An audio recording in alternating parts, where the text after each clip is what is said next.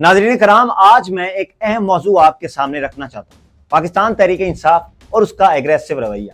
یہ رویہ بظاہر عوامی طاقت کا اظہار لگتا ہے، لیکن حقیقت میں یہ پارٹی کے لیے سب سے زیادہ خطرناک بھی ثابت ہو رہا ہے۔ تاریخ ہمیں یہ سبق دیتی ہے کہ سیاست میں صرف دو ہی راستے ہوتے ہیں، یا تو آپ آئینی و قانونی حدود کے اندر رہتے ہوئے تبدیلی لاتے ہیں، یا پھر آپ اگریسو ٹکراؤ پر مبنی سیاست کرتے ہیں، اور جس کا نتیجہ اکثر تخت نہیں بلکہ تختہ نکلتا ہے۔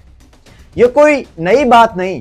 جب ہم پاکستان تحریک انصاف کی پالیٹکس دیکھتے ہیں تو ایک مسلسل تسلسل ہمیں ملتا ہے، جس میں ٹکراؤ، اسٹیبلشمنٹ مخالف بیانیاں، عدالتوں پر تنقید، صحافیوں سے جھگڑے اور سڑکوں پر دھرنے شامل ہوتے ہیں۔ سوال یہ ہے کہ کیا یہ راستہ ایک سیاسی جماعت کے لیے دیر پا اور کامیاب راستہ ہے؟ سب سے پہلے ہمیں یہ سمجھنا ہوگا کہ سیاست کا بنیادی جوہر کیا ہے۔ ارسطو نے کہا تھا man is by nature a political animal, یعنی انسان کی فطرت ہی یہی ہے کہ وہ سیاست میں جیتا ہے، لیکن سیاست محض طاقت کا کھیل نہیں ہے، یہ اصولوں اور آئین کی بالادستی کا نام بھی ہے۔ تھامس ہابز نے اپنی مشہور کتاب لیویتھن میں کہا تھا اگر ریاست میں آئین اور قانون کی بالادستی نہ ہو تو ہر شخص دوسرے کے خلاف جنگ میں ہوتا ہے۔ یہی وہ چیز ہے جو 9 مئی کے واقعات میں ہمیں نظر آئی کہ کس طرح اداروں پر حملہ کیا گیا، ریاستی ریٹ کو چیلنج کیا گیا، اور پھر نتیجہ یہ نکلا کہ پارٹی کو بدترین بحران کا سامنا کرنا پڑا۔ اس کے بعد پاکستان تحریک انصاف کی سیاست کا اگریسو رویہ کوئی اچانک پیدا ہونے والی چیز نہیں۔ 2014 کا دھرنا دیکھ لیجئے، اسلام آباد کے ڈی چوک پر مہینوں تک قبضہ کیا گیا، پارلیمنٹ اور پی ٹی وی پر دعویٰ بولا گیا، تب بھی یہی دلیل دی گئی کہ یہ عوامی طاقت کا مظاہرہ ہے۔ لیکن دنیا کی کوئی بھی مستحکم جمہوریت پارلیمنٹ یا ریاستی اداروں پر حملے کو لیجیٹیمیٹ پولیٹیکل ایکشن نہیں مانتی۔ 2018 کے بعد خان صاحب کو اقتدار ملا، اقتدار میں بھی یہ رویہ ختم نہ ہوا۔ اپوزیشن کو کرپٹ اور ملک دشمن قرار دینا، میڈیا کو کنٹرول کرنے کی کوشش کرنا اور اداروں کے ساتھ مسلسل ٹکراؤ رکھنا، یہ سب اگریسو پولیٹکس کی مثال ہے، یہ کوئی اور چیز نہیں۔ پھر 2022 آیا اور تحریک عدم اعتماد کے بعد پی ٹی آئی اپوزیشن میں آ گئی۔ یہی وہ لمحہ تھا جب پارٹی مزید اگریسو ہو گئی، پاپولزم اپنی انتہا کو پہنچ گیا، اسٹیبلشمنٹ کو براہ راست نشانہ بنایا گیا، اور پھر 9 مئی کا واقعہ پیش آیا جسے تاریخ پاکستان کی سیاست میں ایک سیاہ دن کے طور پر دیکھا گیا۔ 9 مئی کو جو کچھ ہوا وہ صرف ایک احتجاج نہیں تھا، یہ ایک مکمل طور پر منظم یا نیم منظم بغاوت کی صورت اختیار کر گئی۔ کور کمانڈر ہاؤس پر حملہ، فوجی یادگاروں کی بے حرمتی اور ریاستی عمارتوں کو جلانا، یہ سب رول آف لا کی مکمل نفی تھی۔ جان لاک نے کہا تھا جہاں قانون ختم ہو جاتا ہے وہاں ظلم شروع ہوتا ہے۔ پی ٹی آئی نے جس طرح قانون کو نظر انداز کیا وہ خود اپنی پارٹی کے لیے ظلم بن گیا۔ خان صاحب کے ہزاروں کارکن گرفتار ہوئے، سینکڑوں مقدمات درج ہوئے، پارٹی کا بیانیہ کمزور ہوا اور بین الاقوامی سطح پر بھی ساکھ متاثر ہوئی۔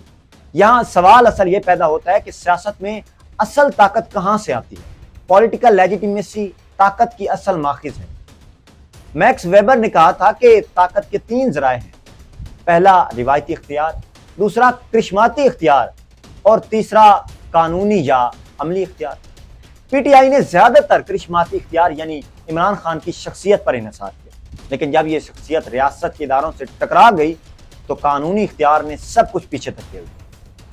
روزو نے کہا تھا کہ man is born free and everywhere he is in chains. عوام آزادی چاہتے ہیں لیکن آزادی صرف آئین اور سماجی معاہدے یعنی سوشل کنٹریکٹ کے اندر ممکن ہے۔ اگر کوئی پارٹی آئینی دائرے کو توڑتی ہے تو وہ عوام کو آزادی نہیں بلکہ افراتفری کی طرف دھکیلتی ہے۔ پی ٹی آئی کی سیاست پر پہلے ہی کئی داغ موجود تھے۔ 2014 کا دھرنا، پی ٹی وی پر حملہ، اسمبلیوں کا بائیکاٹ اور پھر 9 مئی کے واقعات، یہ سب تاریخ کا حصہ ہیں۔ ان سب واقعات کا مشترکہ پہلو یہی ہے، اگریسو رویہ۔ میچولا نے کہا تھا it is better to be fear than loved if you can not be the both. P T I شاید یہ سمجھتی ہے کہ عوام میں خوف اور طاقت کا مظاہرہ سیاسی فائدہ دیتا ہے، لیکن حقیقت یہ ہے کہ جمہوری معاشروں میں ڈر کی بجائے اعتماد سیاست کو زندہ رکھتا ہے۔ حال ہی میں علیمہ خان صاحبہ جب اڈیالہ جیل کے بعد میڈیا سے گفتگو کے لیے آئیں تو صحافیوں سے الجھ پڑی۔ اس سے پہلے ایک دن میڈیا ٹاک کے دوران 2 خواتین نے ان پر انڈا پھینکا اور پی ٹی آئی کے کارکنان نے ان خواتین کے خلاف بہت اگریسو ریاکشن دیا۔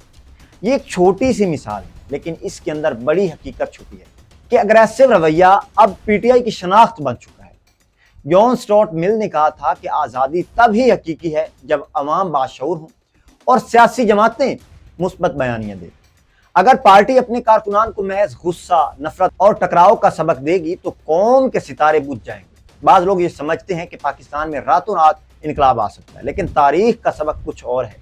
ابن خلدون نے کہا تھا کہ ہر سلطنت کا قیام عصبیت پر ہوتا ہے، یعنی اجتماعی اتحاد اور نظم کے بغیر انقلاب ممکن نہیں ہے۔ پاکستان جیسے معاشرے میں جہاں ادارے مضبوط ہیں، وہاں انقلاب کی بجائے ریفارمزم یعنی تدریجی اصلاح ہی ممکن ہے۔ انقلاب صرف 2 نتائج لاتا ہے، یا تو آپ کو تخت ملتا ہے یا آپ کو تختہ ملتا ہے، اور پاکستان کی موجودہ صورتحال میں تختے کے امکانات زیادہ ہیں۔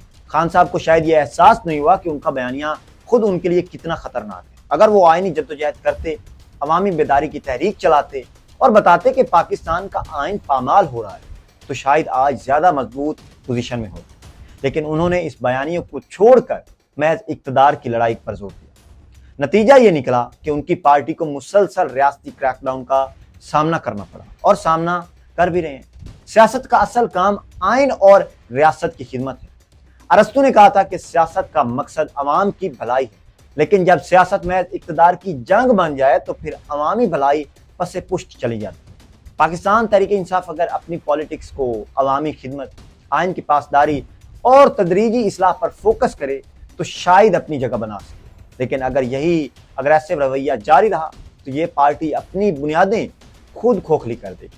ناظرین، آج کا سب سے بڑا سبق یہی ہے کہ سیاست میں غصہ، اگریشن اور ٹکراؤ وقتی طور پر تو جذبات کو گرما دیتا ہے، لیکن طویل المدتی سیاست میں یہ ایک زہر ہے۔ پاکستان تحریک انصاف کے لیے ضروری ہے کہ وہ اگریسو پالیٹکس کو چھوڑ کر کانسٹیٹیوشنل پالیٹکس کو اپنائے۔ پاکستان میں انقلاب نہیں آ سکتا، یہاں تدریجی اصلاح ہی واحد راستہ ہے۔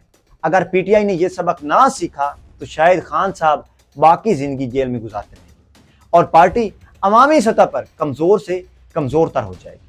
وقت ہے کہ پی ٹی آئی اپنے عشق اقتدار کے امتحان سے نکل کر پاکستان اور اس کے آئین کی خدمت کے راستے پر ہے۔ تو ناظرین، آج کا ہمارا یہ ولاگ تھا۔ اگر آپ کو ویڈیو اچھی لگی ہو تو ویڈیو کو لائک کیجیے، شیئر کیجیے اور بیل آئیکن کو دبانا نہ